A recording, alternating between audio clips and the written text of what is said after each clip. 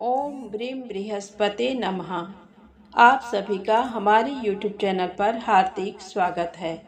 आज आइए सुने बृहस्पतिवार व्रत की पौराणिक कथा। बृहस्पतिवार का व्रत करने, कथा सुनने मात्र से भगवान श्री हरि की अनन्य कृपा होती है। घर में धन, समृद्धि एवं माता लक्ष्मी का अस्थायी निवास होता है। तो आइए प्रेम से सुनते हैं बृहस्पतिवार व्रत की पौराणिक कथा। भारतवर्ष में एक प्रतापी और दानी राजा राज्य करता था। वह नित्य गरीबों और ब्राह्मणों की सहायता करता था। ये बात उसकी रानी को अच्छी नहीं लगती थी। वह ना ही गरीबों को दान देती, ना ही भगवान का पूजन करती थी और राजा को भी दान देने से मना किया करती थी। एक दिन राजा शिकार खेलने वन को गए हुए थे, तो रानी महल में अकेली थी। उसी समय बृहस्पति देव साधु वेश में राजा के महल में भिक्षा मांगने के लिए गए और भिक्षा मांगी। रानी ने भिक्षा देने से इनकार किया और कहा, हे साधु महाराज, मैं तो दान पुण्य से तंग आ गई हूँ। मेरे पति सारा धन लुटाते रहते हैं। मेरी इच्छा है कि हमारा धन नष्ट हो जाए, फिर ना रहेगा बांस, ना बजेगी बांसुरी। साधु ने कहा, देवी, तुम तो बड़ी विचित्र हो। धन, संतान तो सभी चाहते हैं। पुत्र और लक्ष्मी तो पापी के घर भी होने चाहिए। यदि तुम्हारे पास अधिक धन है तो भूखों को भोजन दो, प्यासों के लिए प्याऊ बनवाओ, मुसाफिरों के लिए धर्मशालाएं खुलवाओ। जो निर्धन अपनी कुंवारी कन्याओं का विवाह नहीं कर सकते, उनका विवाह करा दो। ऐसे और कई काम हैं जिनके करने से तुम्हारा यश लोक परलोक में फैलेगा। परंतु रानी पर उपदेश का कोई प्रभाव न पड़ा। वह बोली, महाराज, आप मुझे कुछ न समझाएं। मैं ऐसा धन नहीं चाहती जो हर जगह बांटती फिरूं। साधु ने उत्तर दिया, यदि तुम्हारी ऐसी इच्छा है तो तथास्तु। तुम ऐसा करना कि बृहस्पतिवार को घर लीपकर पीली मिट्टी से अपना सिर धोकर स्नान करना, भट्ठी चढ़ाकर कपड़े धोना। ऐसा करने से आपका सारा धन नष्ट हो जाएगा। इतना कहकर वह साधु महाराज वहां से आलोक हो गए। साधु के अनुसार कई बातों को पूरा करते हुए रानी को केवल 3 बृहस्पतिवार ही बीते थे कि उसकी समस्त धन संपत्ति नष्ट हो गई। भोजन के लिए राजा का परिवार तरसने लगा। तब एक दिन राजा ने रानी से बोला कि हे रानी, तुम यहीं रहो, मैं दूसरे देश को जाता हूँ, क्योंकि यहाँ पर सभी लोग मुझे जानते हैं। इसलिए मैं कोई छोटा कार्य नहीं कर सकता। ऐसा कहकर राजा परदेश चला गया। वहां वह जंगल से लकड़ी काट कर लाता और शहर में बेचता। इस तरह वह अपना जीवन व्यतीत करने लगा। इधर राजा के परदेश जाते ही रानी और दासी दुखी रहने लगी। एक बार जब रानी और दासी को 7 दिन तक बिना भोजन के रहना पड़ा, तो रानी ने अपनी दासी से कहा, हे दासी, पास ही के नगर में मेरी बहन रहती है। वह बड़ी धनवान है। तू उसके पास जा और कुछ ले आ, ताकि थोड़ी बहुत गुजर बसर हो जाए। दासी रानी की बहन के पास गई। उस दिन गुरुवार था और रानी की बहन उस समय बृहस्पतिवार व्रत की कथा सुन रही थी। दासी ने रानी की बहन को अपनी रानी का संदेश दिया, लेकिन रानी की बड़ी बहन ने कोई उत्तर नहीं दिया। जब दासी को रानी की बहन से कोई उत्तर नहीं मिला, तो वह बहुत दुखी हुई और उसे क्रोध भी आया। दासी ने वापस आकर रानी को सारी बात बता दी। सुनकर रानी ने अपने भाग्य को कोसा। उधर रानी की बहन ने सोचा कि मेरी बहन की दासी आई थी, परंतु मैं उससे नहीं बोली, इससे वह बहुत दुखी हुई होगी। कथा सुनकर और पूजन समाप्त करके वह अपनी बहन के घर आई और कहने लगी, हे बहन, मैं बृहस्पतिवार का व्रत कर रही थी। तुम्हारी दासी मेरे घर आई थी, परंतु जब तक कथा होती है तब तक ना तो उठते हैं और ना ही बोलते हैं। इसलिए मैं नहीं बोली। कहो दासी क्यों गई थी? रानी बोली, बहन तुमसे क्या छिपाऊं, हमारे घर में खाने तक को अनाज नहीं था। ऐसा कहते कहते रानी की आंखें भर आईं। उसने दासी समेत पिछले 7 दिनों से भूखे रहने तक की बात अपनी बहन को विस्तार पूर्वक सुना दी। रानी की बहन बोली, देखो बहन, भगवान बृहस्पति देव सबकी मनोकामना को पूर्ण करते हैं। देखो शायद तुम्हारे घर में अनाज रखा हो। पहले तो रानी को विश्वास नहीं हुआ, पर बहन के आग्रह करने पर उसने अपनी दासी को अंदर भेजा तो उसे सचमुच अनाज से भरा एक घड़ा मिल गया। ये देखकर दासी को बड़ी हैरानी हुई। दासी रानी से कहने लगी, हे रानी, जब हमको भोजन नहीं मिलता तो हम व्रत ही तो करते हैं, इसलिए क्यों न इनसे व्रत और कथा की विधि पूछ ली जाए ताकि हम भी व्रत कर सकें। तब रानी ने अपनी बहन से बृहस्पतिवार व्रत के बारे में पूछा। उसकी बहन ने बताया, बृहस्पतिवार के व्रत में चने की दाल और मुनक्का से विष्णु भगवान का केले की जड़ में पूजन करें तथा दीपक जलाएं, व्रत कथा सुने और पीला भोजन ही करें। इससे बृहस्पति देव प्रसन्न होते हैं। व्रत और पूजन विधि बताकर रानी की बहन अपने घर को लौट गई। 7 दिन के बाद जब गुरुवार आया तो रानी और दासी दोनों ने व्रत रखा। घुड़साल में जाकर चना और गुड़ लेकर आईं, फिर उससे केले की जड़ तथा विष्णु भगवान का पूजन किया। अब पीला भोजन कहाँ से आए, इस बात को लेकर दोनों बहुत दुखी थीं। चूंकि उन्होंने व्रत रखा था, इसलिए बृहस्पति देव उनसे प्रसन्न थे। इसलिए वे एक साधारण व्यक्ति का रूप धारण कर 2 थालों में सुंदर पीला भोजन दासी को दे गए। भोजन पाकर दासी प्रसन्न हुई और फिर रानी के साथ मिलकर भोजन ग्रहण किया। उसके बाद वे सभी गुरुवार को व्रत और पूजन करने लगी। बृहस्पति भगवान की कृपा से उनके पास फिर से धन संपत्ति आ गई, परंतु रानी फिर से पहले की तरह आलस्य करने लगी। तब दासी बोली, देखो रानी, तुम पहले भी इस प्रकार आलस्य करती थी। तुम्हें धन रखने में कष्ट होता था, इस कारण सभी धन नष्ट हो गया, और अब जब भगवान बृहस्पति की कृपा से धन मिला है तो तुम्हें फिर से आलस्य होता है। रानी को समझाते हुए दासी कहती है कि बड़ी मुसीबतों के बाद हमने ये धन पाया है, इसलिए हमें दान पुण्य करना चाहिए, भूखे मनुष्यों को भोजन कराना चाहिए और धन को शुभ कार्यों में खर्च करना चाहिए, जिससे तुम्हारे कुल का यश बढ़ेगा, स्वर्ग की प्राप्ति होगी और पितृ प्रसन्न होंगे। दासी की बात मानकर रानी अपना धन शुभ कार्यों में खर्च करने लगी।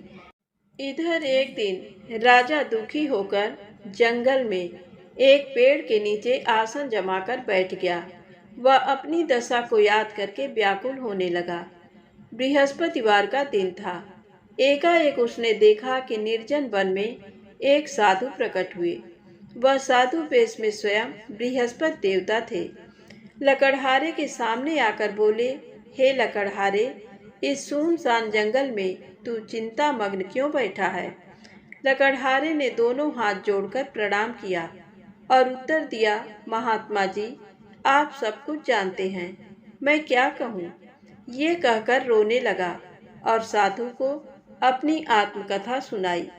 महात्मा जी ने कहा, तुम्हारी स्त्री ने बृहस्पति के दिन बृहस्पति भगवान का निरादर किया है, जिसके कारण रुष्ट होकर उन्होंने तुम्हारी ये दशा कर दी। अब तुम चिंता को दूर करके मेरे कहने पर चलो तो तुम्हारे सब कष्ट दूर हो जाएंगे और भगवान पहले से भी अधिक संपत्ति देंगे। तुम बृहस्पति के दिन कथा किया करो, तो पैसे के चने मुनक्का लाकर उसका प्रसाद बनाओ और शुद्ध जल से लोटे में शक्कर मिलाकर अमृत तैयार करो। कथा के पश्चात अपने सारे परिवार और सुनने वाले प्रेमियों में अमृत व प्रसाद बांटकर आप भी ग्रहण करो। ऐसा करने से भगवान तुम्हारी सभी मनोकामनाएं पूरी करेंगे। साधु के ऐसे वचन सुनकर लकड़हारा बोला, हे प्रभु, मुझे लकड़ी बेचकर इतना पैसा नहीं मिलता जिससे भोजन के उपरांत कुछ बचा सकूं। मैंने रात में अपनी स्त्री को व्याकुल देखा है। मेरे पास कुछ भी नहीं जिससे मैं उसकी खबर मंगा सकूं। साधु ने कहा, हे लकड़हारे, तुम किसी बात की चिंता मत करो। बृहस्पति के दिन तुम रोजाना की तरह लकड़ियां लेकर शहर को जाओ।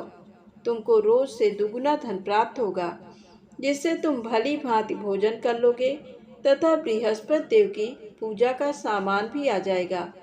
इतना कहकर साधु अंतर ध्यान हो गए। धीरे धीरे समय व्यतीत होने पर फिर वही बृहस्पतिवार का दिन आया।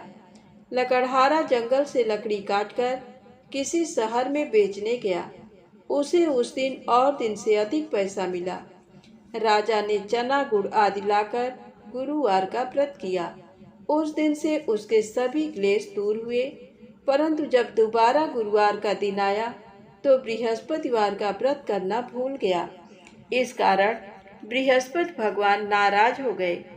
उस दिन उस नगर के राजा ने विशाल यज्ञ का आयोजन किया तथा शहर में ये घोषणा करा दी कि कोई भी मनुष्य अपने घर में भोजन न बनावे, न आग जलावे। समस्त जनता मेरे यहाँ भोजन करने आवे। इस आज्ञा को जो न मानेगा उसे फांसी की सजा दी जाएगी। इस तरह की घोषणा संपूर्ण नगर में करवा दी गई।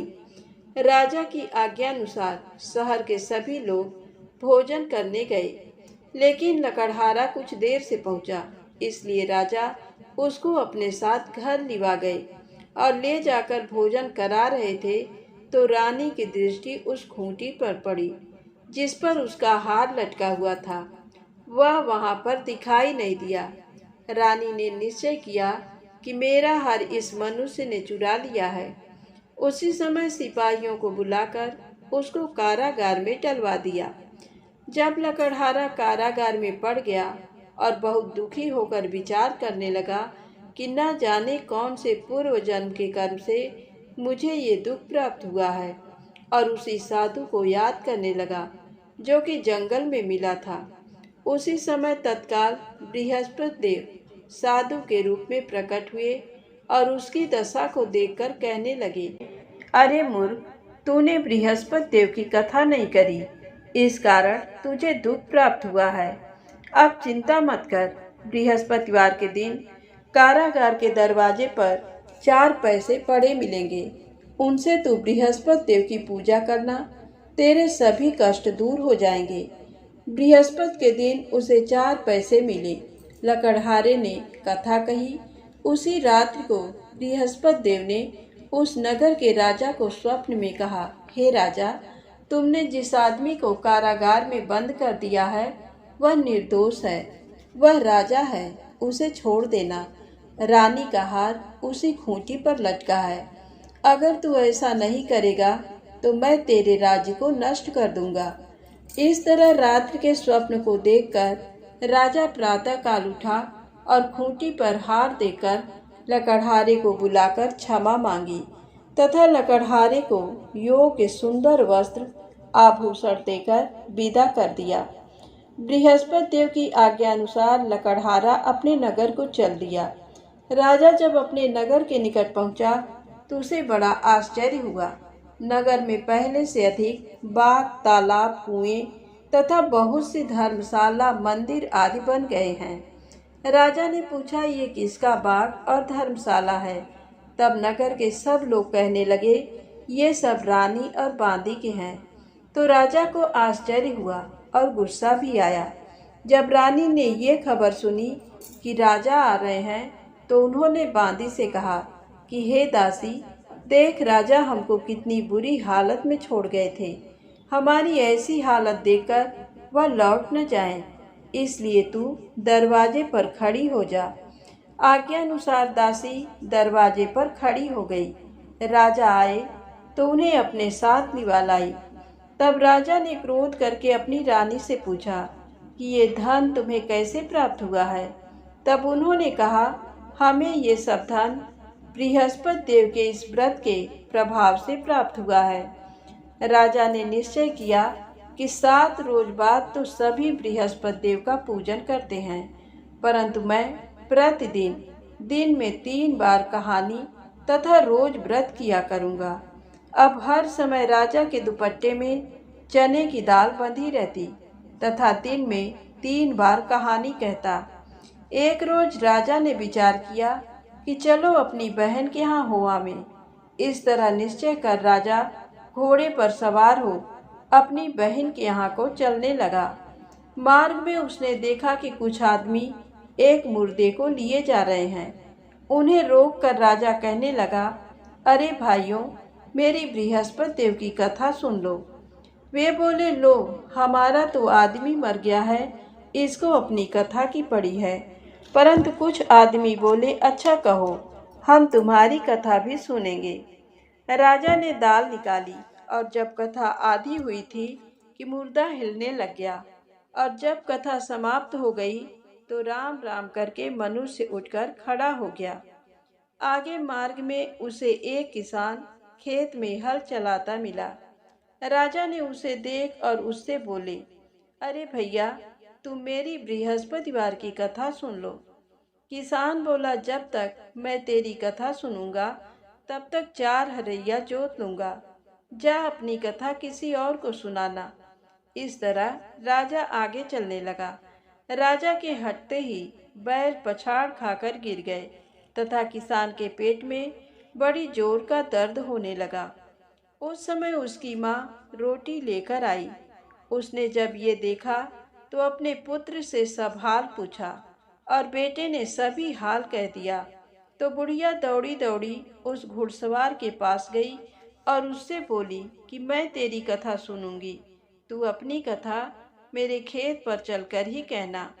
राजा ने बुढ़िया के खेत पर जाकर कथा कही, जिसके सुनते ही वह बैल उठ खड़े हुए तथा किसान के पेट का दर्द भी बंद हो गया। राजा अपनी बहन के घर पहुंचा। बहन ने भाई की खूब मेहमानी की। दूसरे रोज प्रातःकाल राजा जगा तो वह देखने लगा कि सब लोग भोजन कर रहे हैं। राजा ने अपनी बहन से कहा, ऐसा कोई मनुष्य है जिसने भोजन नहीं किया हो, मेरी बृहस्पतिवार की कथा सुन ले। बहन बोली, हे भैया, ये देश ऐसा ही है कि पहले यहाँ लोग भोजन करते हैं, बाद में अन्य काम करते हैं। अगर कोई पड़ोस में हो तो देख आऊं। वह ऐसा कहकर देखने चली गई, परंतु उसे कोई ऐसा व्यक्ति नहीं मिला जिसने भोजन न किया हो। अंत में वह एक कुम्हार के घर गई, जिसका लड़का बीमार था। उसे मालूम हुआ कि उनके यहाँ 3 रोज से किसी ने भोजन नहीं किया है। रानी ने अपने भाई की कथा सुनने के लिए कुम्हार से कहा तो वह तैयार हो गया। राजा ने जाकर बृहस्पतिवार की कथा कही, जिसको सुनकर उसका लड़का ठीक हो गया। अब तो राजा रानी की प्रशंसा होने लगी। एक रोज राजा ने अपनी बहन से कहा कि हे बहन, हम अपने घर को जाएंगे, तुम भी तैयार हो जाओ। राजा की बहन ने अपनी सास से कहा। सास ने कहा, हाँ चली जा, परंतु अपने लड़कों को मत ले जाना, क्योंकि तेरे भाई की कोई औलाद नहीं है। बहन ने अपने भैया से कहा, हे भैया, मैं तो चलूंगी, पर कोई बालक नहीं जाएगा। राजा बोला, जब कोई बालक नहीं चलेगा तब तुम ही क्या करोगी। बड़े दुखी मन से राजा अपने नगर को लौट आया। राजा ने अपनी रानी से कहा, हम निर्बंसी हैं, हमारा मुंह देखने का धर्म नहीं है और कुछ भोजन आदि नहीं किया। रानी बोली, हे प्रभु, बृहस्पति देव ने हमें सब कुछ दिया है, वह हमें औलाद अवश्य देंगे। उसी रात को बृहस्पति देव ने राजा से स्वप्न में कहा, हे राजा, उठ, सभी सोच त्याग दे, तेरी रानी गर्भ से है। राजा को ये बात सुनकर बड़ी खुशी हुई। 9वें महीने में उसके गर्भ से एक सुंदर पुत्र पैदा हुआ। तब राजा बोला, हे रानी, स्त्री बिना भोजन के रह सकती हैं, पर बिना कहे नहीं रह सकती। जब मेरी बहन आवे तुम उससे कुछ कहना मत। रानी ने सुनकर हाँ कर दिया। जब राजा की बहन ने ये शुभ समाचार सुना तो वह बहुत खुश हुई तथा बधाई लेकर अपने भाई के यहाँ आई। तभी रानी ने कहा, घोड़ा चढ़कर तो नहीं आई, गधा चढ़ी आई। राजा की बहन बोली, भाभी, मैं इस प्रकार न कहती तो तुम्हें औलाद कैसे मिलती। बृहस्पति देव ऐसे ही हैं, जैसे जिसके मन में कामनाएं हैं सभी को पूर्ण करते हैं। जो सद्भावना पूर्वक बृहस्पतिवार का व्रत करता है एवं कथा पढ़ता है अथवा सुनता है, दूसरों को सुनाता है, बृहस्पति देव उसकी सभी मनोकामना पूर्ण करते हैं। तो प्रेम से बोले, बृहस्पति भगवान की जय हो। अब आइए सुने मनोकामना पूर्ण करने वाली बृहस्पति देव की बहुत ही दुर्लभ कथा। प्राचीन काल में एक बहुत ही निर्धन ब्राह्मण थे। उनके कोई संतान न थी। वह नित्य पूजा पाठ करता, लेकिन उसकी स्त्री न स्नान करती और न किसी देवता का पूजन करती। इस कारण ब्राह्मण देवता बहुत दुखी रहते थे। भगवान की कृपा से ब्राह्मण के यहाँ एक कन्या उत्पन्न हुई। कन्या बड़ी होने लगी। प्रातः स्नान करके वह विष्णु भगवान का जप करती, बृहस्पतिवार का व्रत भी करने लगी। पूजा पाठ समाप्त कर पाठशाला जाती तो अपनी मुट्ठी में जौ भर के ले जाती और पाठशाला के मार्ग में डालती जाती। लौटते समय वही जौ स्वर्ण के हो जाते तो उनको बीन कर घर ले आती। एक दिन वह बालिका सूप में उन सोने के जौ को फटक कर साफ कर रही थी कि तभी उसकी माँ ने देख लिया और कहा कि हे बेटी, सोने के जौ को फटकने के लिए सोने का सूप भी तो होना चाहिए। दूसरे दिन गुरुवार था। कन्या ने व्रत रखा और बृहस्पति देव से सोने का सूप देने की प्रार्थना की। बृहस्पति देव ने उसकी प्रार्थना स्वीकार कर ली। रोजाना की तरह वह कन्या जौ फैलाती हुई पाठशाला चली गई। पाठशाला से लौटकर जब वह जौ बीन रही थी तो बृहस्पति देव की कृपा से उसे सोने का सूप मिला। उसे वह घर ले आई और उसे जौ साफ करने लगी, परंतु उसकी माँ का वही ढंग रहा। एक दिन की बात है, कन्या सोने के सूप में जब जौ साफ कर रही थी, उस समय उस नगर का राजकुमार वहां से निकला। कन्या के रूप और कार्य को देखकर वह उस पर मोहित हो गया। राजमहल में आकर वह भोजन तथा जल त्याग कर उदास होकर लेट गया। राजा को जब राजकुमार द्वारा अन्न जल त्यागने का समाचार ज्ञात हुआ तो अपने मंत्रियों के साथ वह अपने पुत्र के पास गया और कारण पूछा। राजकुमार ने राजा को उस लड़की के घर का पता भी बता दिया। मंत्री उस लड़की के घर गया। मंत्री ने ब्राह्मण के समक्ष राजा की ओर से निवेदन किया। कुछ ही दिन बाद ब्राह्मण की कन्या का विवाह राजकुमार के साथ संपन्न हो गया। कन्या के घर से जाते ही ब्राह्मण के घर में पहले की भांति गरीबी का निवास हो गया। एक दिन दुखी होकर ब्राह्मण अपनी पुत्री से मिलने गए। बेटी ने पिता की अवस्था को देखा और अपनी माँ का हाल पूछा। ब्राह्मण ने सभी हाल कह सुनाया। कन्या ने बहुत सा धन देकर अपने पिता को विदा कर दिया, लेकिन कुछ दिन बाद फिर वही हाल हो गया। ब्राह्मण फिर अपनी कन्या के यहाँ गया और सभी हाल कह सुनाया। पुत्री बोली, हे पिताजी, आप माताजी को यहाँ लिवा लाओ। मैं उन्हें वह विधि बता दूंगी जिससे गरीबी दूर हो जाए।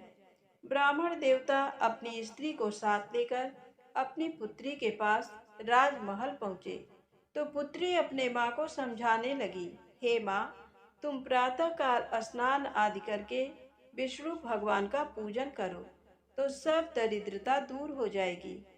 परंतु उसकी माँ ने उसकी एक भी बात नहीं मानी। वह प्रातःकाल उठकर अपनी पुत्री के बची जूठन को खा लेती थी। एक दिन उसकी पुत्री को बहुत गुस्सा आया। उसने अपनी माँ को एक कोठरी में बंद कर दिया। प्रातः उसे स्नान आदि करा के पूजा पाठ करवाया तो उसकी माँ की बुद्धि ठीक हो गई। इसके बाद वह नियम से पूजा पाठ करने लगी और प्रत्येक बृहस्पतिवार को व्रत करने लगी। इस व्रत के प्रभाव से मृत्यु के बाद वह स्वर्ग को गई। वह ब्राह्मण सुख पूर्वक इस लोक का सुख भोग कर स्वर्ग को प्राप्त हुआ। तो प्रेम से बोले, बृहस्पति भगवान की जय हो, विष्णु भगवान की जय हो, माता लक्ष्मी की जय हो।